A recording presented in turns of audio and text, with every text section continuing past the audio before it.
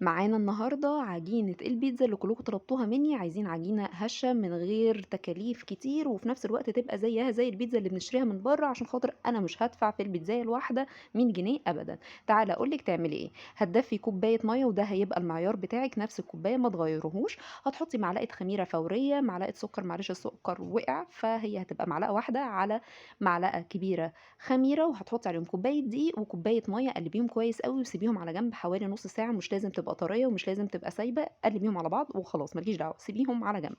هتحطي عليهم إيه، بعد النُص ساعة دي هتحطي عليهم 3 كوبايات من الدقيق حبّوبة، أنا بانزّل عشان أنا عارفة المعيار قد إيه بتاع الكيس، 3 كوبايات بنفس المعيار اللي أنتِ حطيتِ فيه المَيّة، هتحطي عليهم كوباية من الزبادي، ربع كوباية لبن دافي، ربع كوباية زيت، معلقة ملح، هتحطي عليهم معلقة baking powder، معلقة زبادي، قلّبيهم كويس جدًا، جدًا، جدًا وسيبيهم في مكان دافي لغاية ما يخمروا، مش هياخدوا وقت منِّك، وأنا حطيت زعتر حوالي ساعتين. بعد كده بعد ما سِبتهم ساعتين وخمروا منّي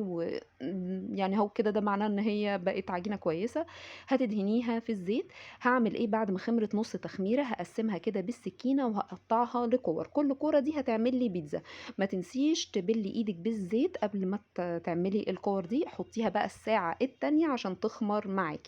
هاخد كورة، كورة وادهنها بالزيت من فوق واغطّيها كويس، هاجيب بقى صينية البيتزا وادهنها بالزيت واحط الكورة